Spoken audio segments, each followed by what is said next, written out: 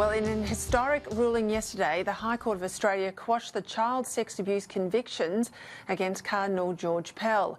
Writing in the Australian newspaper today, law professor and Jesuit priest Frank Brennan, himself the son of a highly respected former High Court judge, said, "Revere or revile him, Australians expect the police, the prosecution authorities and the courts to do their work diligently, imposing punishment on proven criminals and protecting the rights and liberties of all other citizens." Now, I know both Father Brennan and Cardinal Pell, and I know that on many things to do with Catholic Church doctrine, they're on different sides of the debate. But this is not about Pell anymore so much as it is about the quality of justice in Victoria.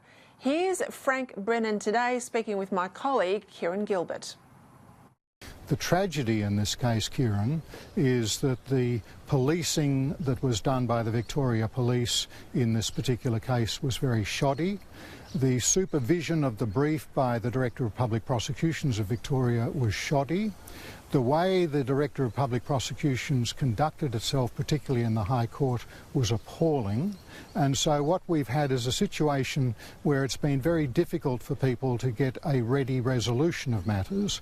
The other thing, Kieran, in relation to the Victorian legal system, is it's very clear. This decision should have been reached by the Victorian Court of Appeal a year ago. On that court, which held 2-1 against Pell, the one dissentient was Mark Weinberg, who indisputably is the leading criminal appeal judge of the country. And the two in the majority who gave a judgment adverse to Pell suffice to say that all 7 of the High Court judges have basically indicated that their judgment was dreadful. Joining me now is Victorian Member of Parliament, Mr Bernie Finn in Melbourne, and the Australian's Associate Editor, John Ferguson, via Skype. John, I'll start with you. I mean, anyone who's been around the law or politics or indeed public debate knows that Frank Brennan has a brilliant legal mind. As I said, I know them both, he and George Pell. They're often on opposing sides of church arguments, but he really didn't miss today in that interview. It was quite an extraordinary interview earlier today on Sky with Kieran Gilbert.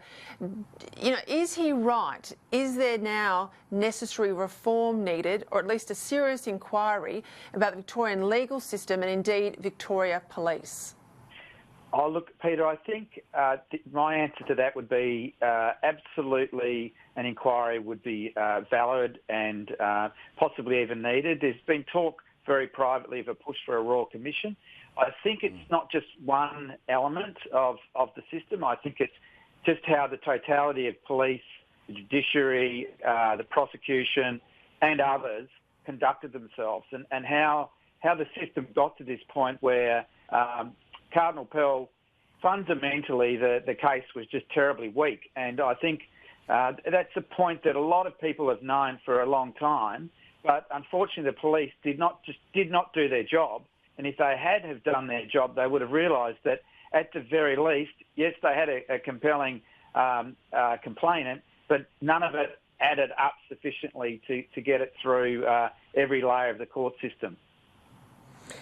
Bernie, and I went through this last night, but I think it bears repeating, of course. It was an extraordinary turn of events that the Victoria Police went out and basically advertised or touted for complaints against George Pell. There was a toing and froing with the DPP who didn't think there was much case to answer, or certainly not sufficient to take it to court. And in the end, though, the DPP basically was overruled and it went to court. We know all the issues with the burden of proof outlined so excoriatingly by the High Court in a 7-0 judgment yesterday. Taking then just what John said, and we know at the same time as there were commentary inside the Lawyer X investigation. This has all now appeared in the Royal Commission into Lawyer X, that the Victoria Police were sending emails amongst themselves basically saying, well, thank God the heat's going to be off us tomorrow because George Pell is again front page of the Herald Sun. Surely there's enough of a stink here to say there must be a serious investigation. Absolutely. Well, look, Peter, the only thing that stops me from calling for a Royal Commission is the fact that I have absolutely no faith in the ability of the Premier or the Attorney-General to set one up to have a Royal Commission that would be fair and reasonable in any way. It's the only thing that stops me, because this whole thing stinks to high heaven. We have seen in the last 24 hours the High Court of Australia, in no uncertain terms, quite emphatically pass unanimously a vote of no confidence in the judiciary here in Victoria. We have seen Police Command, in particular, the Chief Commissioner, Graham Ashton, acting in what I would describe as entirely inappropriate ways, perhaps improper ways. We need to find out if indeed those ways were illegal. We need to find out what happened with the DPP. Why was this case allowed to be taken to the courts when it was so weak? And the case was so weak, but why was it, the appeal by Cardinal Pell rejected? I mean, just for a moment, Peter, if you wouldn't, I know this is very difficult, but just take George Pell out of it, and because I know a lot of people, they lose their minds when you mention George Pell's name. But just imagine if it was you or me, we have the Chief Commissioner of Police going out of his way to set up charges against you or me.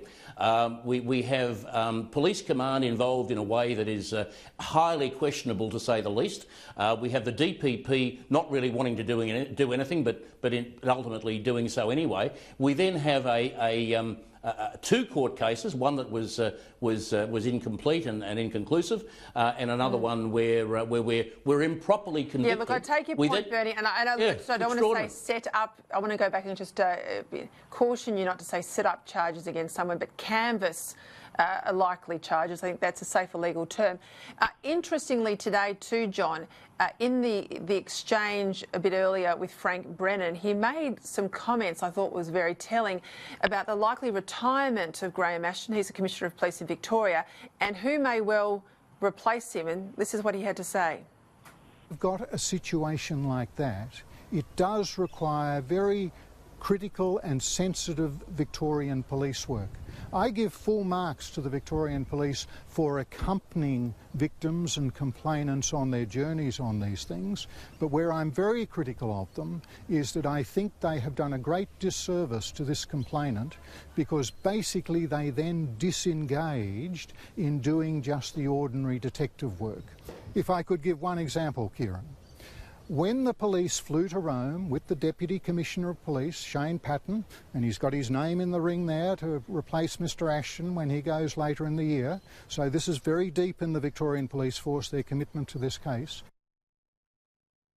All right, well, there's a very clear inference there, John, that Shane Patton, who led the Pell investigation, could well be the new Commissioner of Police. So the organisation, the outfit of Victoria Police, is very invested in the outcome, and they would not, I suspect, be happy with the High Court's decision. Oh, no, they won't be at all. What I would say is that it's pretty clear to me that Vic Pell are convinced there's an issue with George Pell, that there are a large number of cases in Ballarat. He's been accused by, over a dozen people of doing things. And I think it's the only thing that I can think can explain their behaviour. Now, that doesn't excuse the failure to properly investigate the cathedral matter. They just failed. They didn't ask the right questions. They didn't know the John, basics. let me just jump in there.